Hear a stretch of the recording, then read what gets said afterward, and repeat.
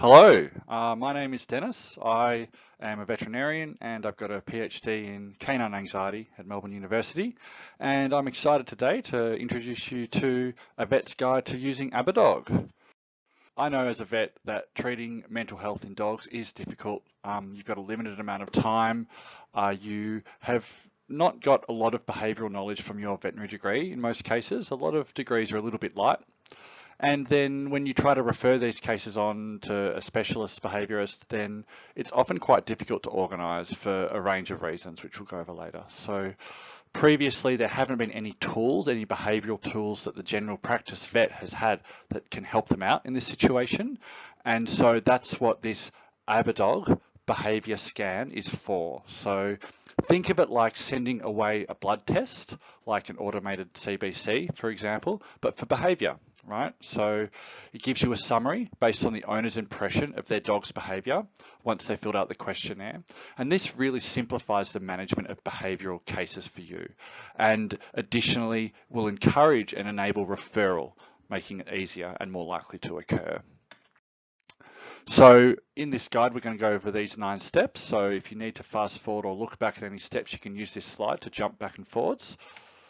So the time that you'll need to be using ABAdog in your general practice is if a dog owner brings up a behavioural concern, and then you might need to check with the owner to see, is it genuine? Are they just saying as a passing comment, or do they really need a solution here? And also, is the dog over 6 months old and under your veterinary care? So have you sort of done a checkup on it? Do you not understand its general health? And if you can answer yes to both of those, then it is always the perfect situation where you could use an ABAdog. It will always be useful. And you can then have a discussion with the owner about what they think about it. The way to describe it is just to say that, look, if you'd like, sir, we could do a behaviour scan for Fluffy. It's a questionnaire you fill out online, takes 30 to 60 minutes, and I'll get a report of the problems that Fluffy's having based on your responses, and that'll help us decide where to go next. So we need the big picture of what's going on here. And the cost to use is $44, but you do get a customized report with behavior advice and some training protocols that will get you started on some safe advice of what to do for now. Yeah, so that's pretty much it. The next step is then to send the questionnaire off to the owner. It's very easy. You log into the website. You can do it before, during, or after the consult. Essentially, you just log in, you click one button, and then you enter the owner's email, dog name, and owner name, and you click send, and that's it. It's done. It's really quick. From the owner's point of view, they get home after the consult or over the phone, they get this link from you into their email address, and then in their own time they complete the questionnaire. It can take 30 to 60 minutes. Most people complete it within a week, and if they forget or something, there's reminder emails that head out to them as well, so you can see all that on the website if you need to. And yeah, once completed, the behavior scan reports are created, and this is where the magic happens, really. So you get your vet summary report, which is about a page and takes you no more than a couple of minutes to read over it. And after that, you will have a much broader understanding of the scope of the issue and what's going on from the owner's point of view and from what they can tell. And the full report with customized advice will be with the owner by that stage as well, and they can start working through that for some additional help on what to do at home. So the design is essentially that this is how it works when the owner's filling out the questionnaire. It starts off with a behavioural ethogram, is what it's called. So essentially, they list down the behaviours that they see their dog displaying. And this is really good because it's not as open to interpretation. So it's more likely not to miss things. So owners might think their dog's not aggressive, but then if asked if their dog bites things, well, yeah, they'll say, yeah, my dog bites other dogs, but it's not aggressive, it's just playing, right? So the owner might be misinterpreting it. So it will be better at picking up cases like that. Although obviously some owners can't see the behaviours in their own dogs. And that's just the way they are. They don't actually look at individual behaviours. They just see their dog as a whole. For example, sometimes you'll point at a dog in a consult room and say, look, did you just see that your dog's yawning and licking its lips? And the owner will say, oh, I never noticed that. And the dog's doing it all the time and the owner's not noticing. So yeah, it's not perfect. No questionnaire is perfect, but generally it works very well. So the next step is that they select the stimuli, the things they think might be causing the behavior. And then finally, the third step is that they complete a follow-up question section based on the first section. So that drills down to more specific areas. The difficulties generally, and there are a few little ones that don't crop up too often, is that sometimes the owner's just not interested. Maybe you didn't pick the right type of person to mention it to. Maybe they actually weren't interested in fixing the problem at all. They just said, oh, my dog pees in here when he comes in, and you're like, oh, he needs to go to do a behaviour scan because your dog's peeing in my vet clinic. But from the owner's point of view, maybe the dog only pees in your vet clinic and it's fine at home. So they can't be bothered filling out a questionnaire and paying $44 to fix an issue that's only a problem for you, the vet. So you do need to pick your owners. So about half of them you mentioned to might not be interested. Possibly, it kind of depends on how good you are at selling it and recommending it, and also depends if it's integrated into part of your clinic protocol. So some clinics I know of actually do recommend this as a requirement for owners before putting them on long-term behavior modifying medications, which I think is a really good idea. So you'll soon get the kind of feel for what owner might like to do this questionnaire. Up to 10% of owners may not actually complete it even after multiple reminder emails, and this may be due to it being possibly aspirational. So the owner thinks they want to fix the behavioural issue, they trust you, they agree it's good, they know it's good, but they actually can't be bothered doing any work on it. And so it's actually not that much of a problem to them if they can't be bothered getting around to it. So that sort of fits into the first not interested section as well, the owner not completing. Often they just weren't that interested, but they wanted to do something, but they actually didn't realize that they didn't have the willpower. A bit like some people with a gym membership. I think that would resonate with some of them. And the third issue that can be a problem is incorrect entry by the owner.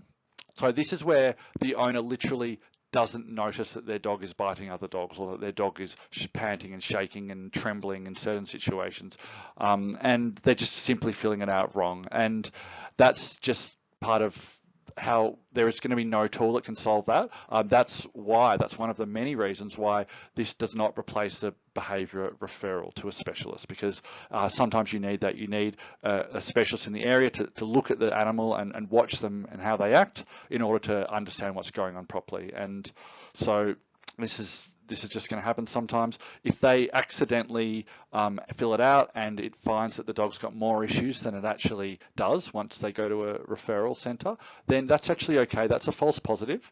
So that means that essentially the owner might get a little bit of extra information that they don't need. They might, worst case, start implementing some of that information for a problem the dog doesn't have, but there's no harm done in that. There is nothing in the recommendations in the report that could ever harm an animal for implementing any information that was around some sort of a issue that their dog doesn't have. Okay, so it's all safe for any dog to do these things. Nothing's unsafe.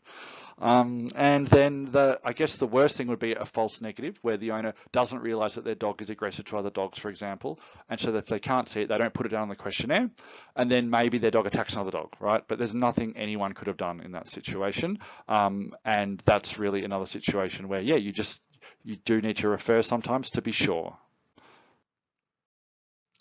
So we'll take you through a website tour now.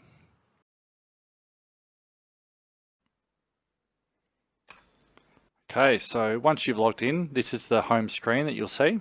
And if you ever need to get back to here, you just click in the top left-hand corner. So the big button that will be in the middle here is to send ABAdog Behaviour Scan, and that's all you need to do to send one. Once you're in there, you'll see how many unused coupons you have. And if you do need to buy more, there's a purchase link here using credit card.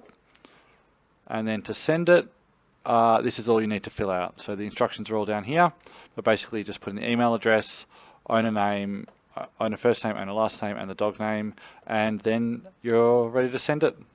And that's all done. So once the owner's received it and they filled it out, you'll see something like this in your client list. And so if you ever log back in and you need to view a report, you can always do that. And you can click on there to see the full report for this dog. So there's different chapters and you can click on them and look at them, and you can save the whole thing as a PDF.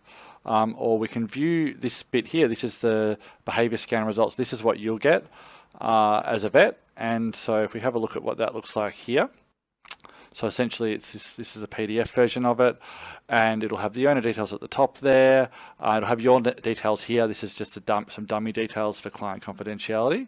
And then down here, you'll see there's a list of the problems that the behavior scanners noticed, things like noise-related problems, for instance, and that's based on their responses.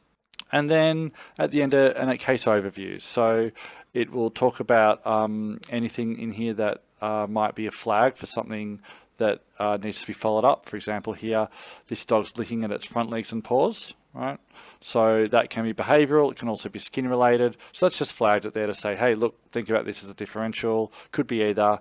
As the vet, you can try and figure out if that's maybe skin related. So this way you have just a really nice overview.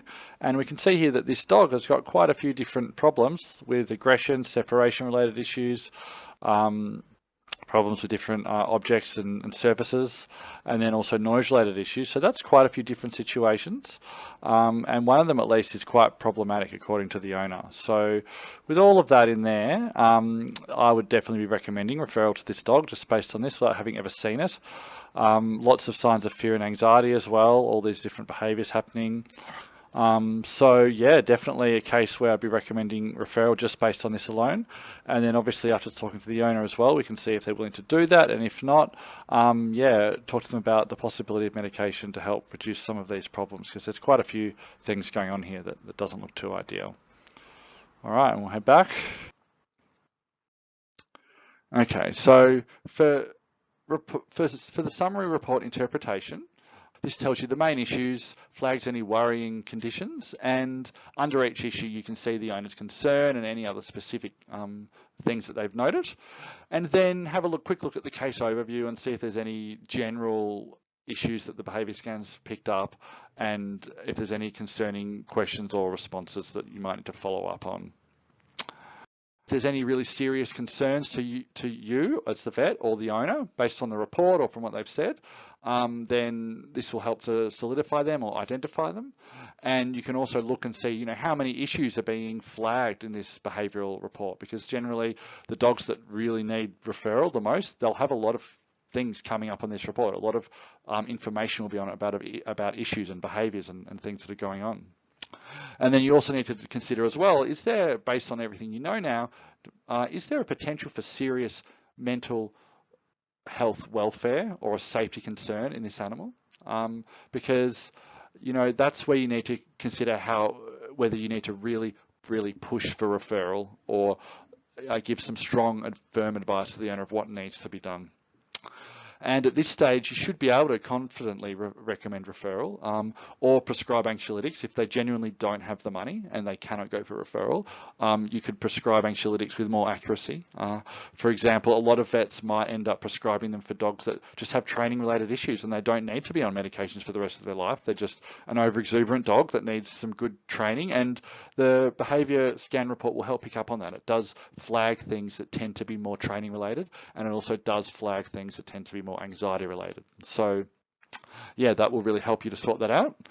And then, if there's multiple issues you can see related to anxiety, then it will help you to have the conviction that you are doing the right thing, that you really should be offering something for this dog to help with its welfare and help improve its behavior. So yeah, as you continue to use the ABAdog system, you'll become more familiar with using the tool, and you'll find that your success in managing cases will get better, and you'll actually get quicker at it, and you'll learn a bit of behaviour at the same time while you're doing it, all while saving time. So ongoing, I really recommend vets to start using this. With more widespread use, as uptake continues, remember this is still a small website, but as it grows, as we continue to grow as a business, we'll be able to only just improve and upgrade the resources for you and the dog owners. So it's only going to get better, right? So at the moment, even though it's great at the moment, it's only going to improve with time.